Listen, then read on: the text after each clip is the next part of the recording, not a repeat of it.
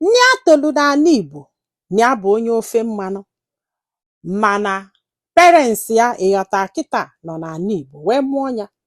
Ọ sị bụ na afa ataka afụfụ na parents ya ataka afụfụ, ya wee decide ya na ya chọrọ ịta ụdị afụfụ papi ya tara, maka na afụfụ bụ ihe na-akpụgharị papi ya from one state to another. Ịghọta na so ya wee n'anya wee fụ na ndị be anyị na-eme business too much and na ọ na-agalụfa. Ya wee sị papi ya na ya chọrọ ije mụọ afịa o. Papi ya wee kwelu wee dujie na nke onye Igbo, ya wee mụba afịa, mụsịa mụọ ife niile dị n'afịa, mụọ ka fa si eme, mụọ everything. Papi ya wee nye ego, ya wee gbogozie Lagos wee nweta shop wee bido business. Ya na-eme ọfụma ka ndị Igbo, even na ndị niile nọ na shop ịmagolu ndị ya na ya na-abụ na-azụka afịa, na ọ bụrụ mmadụ niile mana ya bụrụ onye Igbo, maka na ya too na Anambra wee gbagotezie Lagos wee mepe afịa. Ụmụnne ka ego bido bataba, ego na-abata, na-ebido mee investment, ịmagolu go nnekwu anị na befa, lụọ ụlọ, lụsịa. Ya na-eche echi ya ga-esi wee mee ego n'ụwa ka ọ ghara ịgbanịrị o. Ya na-eche ife ya ga-eme ego ịmagolu ka ya nwee backbone.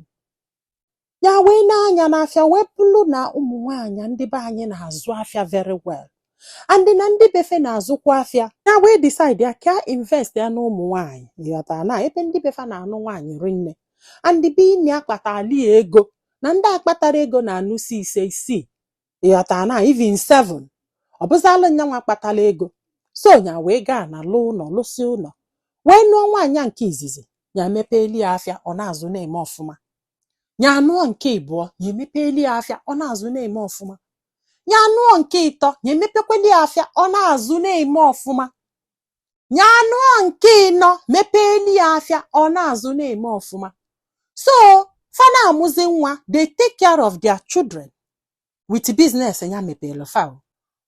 Ọ sị bụ ọkwani ahụ, ya wee je nụọ nke ise, na ebe afọ ka ya nọsi wee mee mistake. Ebe afọ ka ya nọ wee mee mistake o. Wee nụta nwaanyị a, o wee bụ na nwaanyị a dosialụ lazy. Na nwaanyị dosa lazy, ya emepeli afịa nke izizi, ka akpa ego na afọrọzi. Ya emepeli afịa nke ịbụọ, kpa ego na afọrọzi. Ya wee sị ya na ya ma mmepezili ya afịa, ya nọzalụ n'ụlọ. Ịghọta na ya wee bido na ya da enyi ego. N'ife a na-eme bụ, ọ bụrụ na ya kpata ego, ịghọta kịta, nye ego nni na nnekwu ke onye ọbụla ebulu nke, mana ya da enyefe ego. Na ya da enye ndị ọzọ ego, ka a ga-esi na-enye nyanwụ ego. N'ife ọmụọlị abụ ụmụ na-abụ ka ọ mụgolie. N'ife nwaanyị a na-emezi bụ, ya pụọ, ọ pụọ nke ya jesie bata, okwulu mmanya okwulu mmanya na-abata. Ọ sị bụ ya wee jụrụ ya sị, kedu ife ị na-aṅụlụ mmanya? Ọ sị ya ma mgbe ha na-akwụ m ọ dị edugeri ya na-aṅụ mmanya, ka ezi ka o si wee nọbazi anya kwụsịzi ya igonye mmanya. Ya wee sị ya kedu ebe isi eweta gị iji aṅụ mmanya? Ọ sị ya na ya nụ na bịa palọ, ọ bụ na nye nwere ego ndị mmadụ egonye biya mmanya, ya ṅụba mmanya. Ịdụ popular, only your friends self ga-egonye m mmanya ga-ezulu m. I don't need your money. Ọ sị bụ ma mmazi ife sebezila okwu bụ na ya pụọ, nwaanyị a pụọ, hapụ ụmụaka na-abụọ ọmansi nninye ha. Dee na ụmụ nwaanyị na-anọ ọnụnwa ndị ya nọlụ na-eme ọfụma, onye sisie nni m ekwenenye ụmụaka. Ya wee kpọọ meeting wee yọba ha sị ha biko na ọ bụrụ unu sisie nni, unu nye ụmụaka nni. O nwere onye kwelu na ọ ga-enye o, na o nwere onye kwelu na ọ ga-enye. Ha sị ya na ọ bụrụ na ọ chọọ ka onye ụmụ ya nni, na-enye ya ego ka o wee mee gịnị? Na-enye ụmụ ya nni. Na ọnyanwa nọrọ ya o. Ya gago, ya aka na-ekwofu kekwula ọtọ sị ya jee nụtakwuo nọmba 7.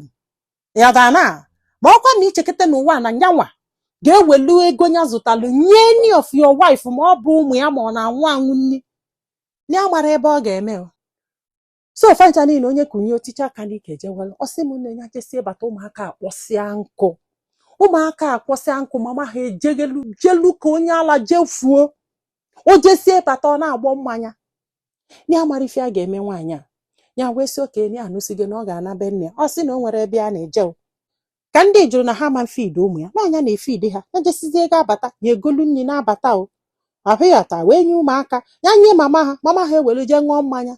nwaanyị a wee bido wee mebibe afịa nwaanyị a wee bido wee mebibe afịa na anụrụ nwaanyị na-anọ peacefully ndị mmadụ na-etu ya afa na-eji nji ya na-eme ọfụma maka na ụmụ nwunye niile na-eme ọfụma nwaanyị a wee bata wee nyụọ epulepu o wee luo one day nya wee nwee nsogbu na biznes ya nya wee daa dee ego n'inwerozi ego nya wee nata wee jekwulu nwaanyị nke izizi wee ya onye ego si aka onye bụ inye obere ego ka wee tii na biznes ya ọ sị ya na enwere ego nye jekwulu nwaanyị nke second one wee ya onye si biko ka inye m ego ka ntii na biznes m ọ sị ya na enwere ego ọ sị bụ na the third wife na-eme ọfụma dị obvious na ọ na-agba moto nya yọọ nwaanyị ọsị na ịga drọ ọ sị bụ na the first wife na-emekwa ezigbote ọfụma maka na ndị afọ gụrụ akwụkwọ o nya yọọ onye ego ọsị na ịga drọ ọ sị bụ nne na ife na akọnọmi ihe a na-abụ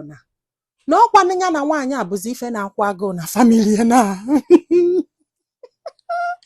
ya na nwaanyị nke ise bụ ife na-akwụ agụụ na famili na-ejesie bata na ụmụ nwaanyị na-anọ nwere onye ga-enye ya nri onye nya ya ọlụ nri ọsị anya je nnụtakwuo nọmba 7